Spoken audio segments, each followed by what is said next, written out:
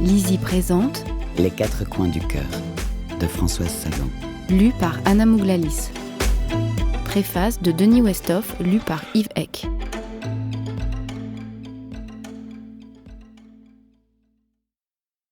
Préface. Le fil des nombreuses rééditions depuis la prise en main de la succession de ma mère en 2007 m'octroya le privilège de rédiger les avant-propos des textes que je venais de confier à une myriade d'éditeurs bienveillants. La Vitesse, Bonjour New York, Chronique 1954-2003, Sagan ma mère et plus récemment Toxique, dans son édition originale, à paraître bientôt. Les éditeurs semblaient avoir trouvé en moi une proie facile. Une proie qui se réjouissait toutefois et immanquablement de se livrer à un nouveau devoir d'écriture. Et je tiens à préciser que ce travail fût lié à l'œuvre de ma mère ou non n'y changeait rien, l'exercice était pour moi toujours aussi exaltant. Certes, ces textes que je devais présenter avaient déjà été édités, réédités pour certains, et avaient donc été lus et relus, et probablement tout autant préfacés, pour qu'un ultime billet d'humeur ne porte pas à conséquence, en passant même tout à fait inaperçu. Aussi, lorsque les éditions Plomb choisirent de me confier d'écrire l'introduction des quatre coins du cœur, je ne fus pas surpris. Me sentant gratifié de cette confiance que l'on m'accordait une nouvelle fois. Mais ce fut le soir, une fois rentré chez moi et l'esprit au calme, que je mesurai l'ampleur de ce que je venais d'accepter. Il s'agissait ni plus ni moins de présenter un ouvrage inédit d'un auteur iconique dont la sortie laissait présager un cyclone littéraire mêlé à celui d'un tremblement de terre médiatique. Je ne garde à vrai dire qu'un vague souvenir de la manière dont ce manuscrit vint à moi. Ce devait être 2 ou 3 ans après l'acceptation de la succession, et il me parut, au moment où ces dossiers me furent remis, que cela relevait du miracle.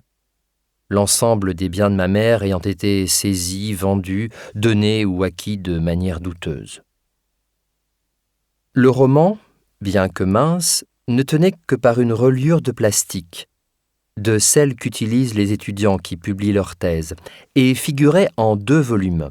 Le premier, Les quatre coins du cœur, et le second, qui débutait par Le train de Paris entra dans la gare de Tours à 16h10, avait pour titre Le cœur battu. Il n'y avait pas alors de titre définitif à ce roman, et j'ignore toujours, à l'heure où j'écris ces lignes, lequel nous choisirons. Le texte, dactylographié, avait été tellement photocopié que le contour des lettres n'était plus tout à fait net.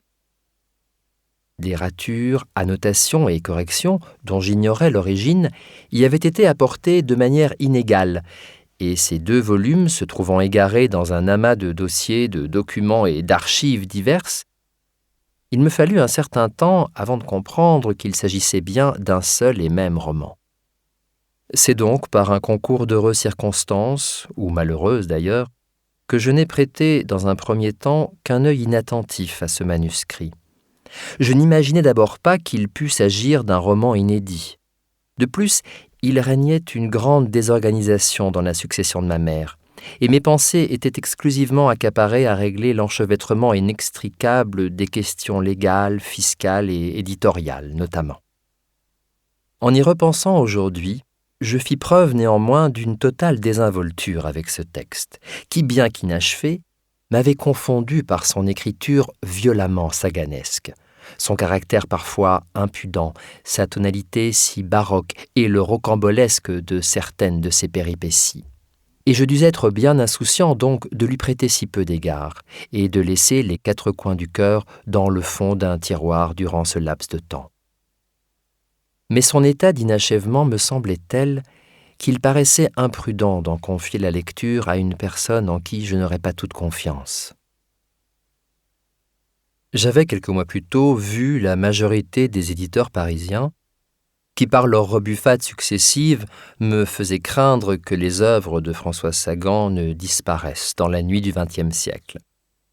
Puis, j'avais rencontré Jean-Marc Roberts, un homme providentiel, devenu plus tard mon mentor pour les questions éditoriales liées à la succession.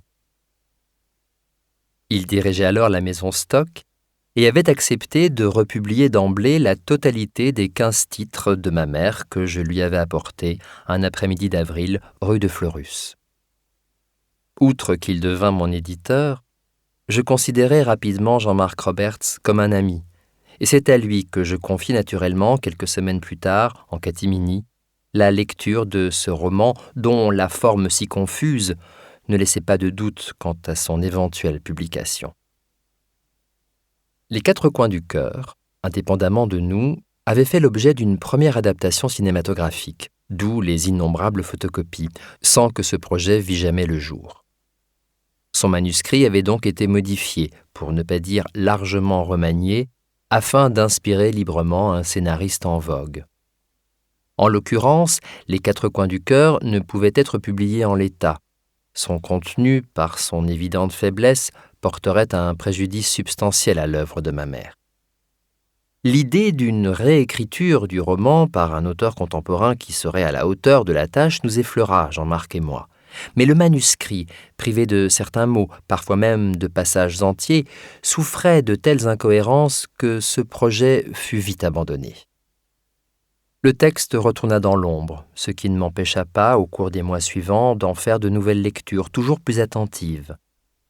Plusieurs voix me laissaient entendre que j'étais le seul à pouvoir réécrire le livre, et que ce roman devait nécessairement être publié, quel que fût son état, parce qu'il apportait une pièce, certes imparfaite dans l'œuvre, néanmoins essentielle.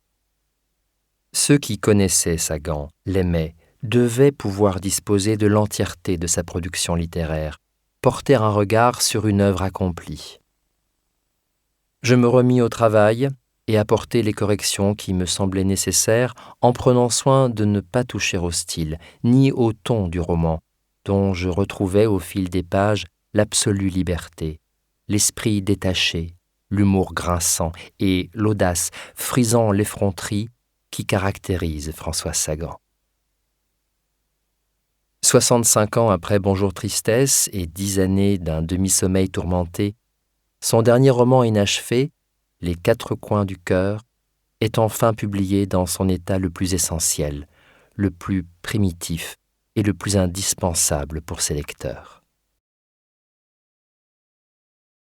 Chapitre 1. La terrasse de la Cressonnade, encadrée de 4 platanes et dotée de 6 bancs Verville, était majestueuse. Et la bâtisse avait dû être jadis une belle et vieille maison de province, mais elle n'était plus belle ni même vieille. Ornée récemment de minarets, d'escaliers à ciel ouvert et de balcons de fer forgé, elle réunissait 2 siècles d'un coûteux mauvais goût qui dénaturait le soleil, les arbres, le gris de son gravier et le vert de son entourage. Le perron, formé de 3 marches grises, plates, était gardé d'une rampe dans un style médiéval, point final de son inesthétisme. Mais les 2 personnes assises sur un banc en face, chacune à un bout, n'en semblaient pas gênées. La laideur est souvent plus facile à regarder que la beauté, l'accord que l'on passe son temps à vérifier et à admirer. En tout cas, Ludovic et sa femme Marie-Laure paraissaient aussi indifférents que possible à cette cacophonie architecturale. De plus, ils ne se regardaient pas, mais ils ignoraient leur maison, ils regardaient leurs pieds. Quelle que soit la beauté de leurs chaussures, les gens qui ne cherchent ni un visage ni un décor où porter leurs yeux ont quelque chose d'infirme. « Tu n'as pas froid ?» Marie-Laure Cresson s'était tournée vers son mari, interrogative. Dotée d'un joli visage aux yeux mauves et expressifs, d'une bouche légèrement affectée et d'un nez ravissant, elle avait beaucoup séduit avant de se marier, plutôt précipitamment d'ailleurs, avec ce jeune homme vigoureux et sain nommé Ludovic Cresson, un peu playboy, un peu nigaud, que s'arrachaient alors les jeunes filles du 16e, vu sa fortune et sa bonne humeur. Bien qu'il fût notoirement fou des femmes, Ludovic Cresson serait un mari fidèle, c'était évident. Toutes ses qualités, hélas l'argent mis à part, furent presque autant de défauts aux yeux de Marie-Laure. Sophistiquée, sans culture, mais ayant acquis, grâce à un mélange de lecture dans l'air du temps, de raccourcis et de tabous un vernis utile, elle avait la... Nous espérons que vous avez apprécié cet aperçu. Pour continuer à écouter ce livre audio sur Google Play Livres, utilisez le lien dans la description de la vidéo.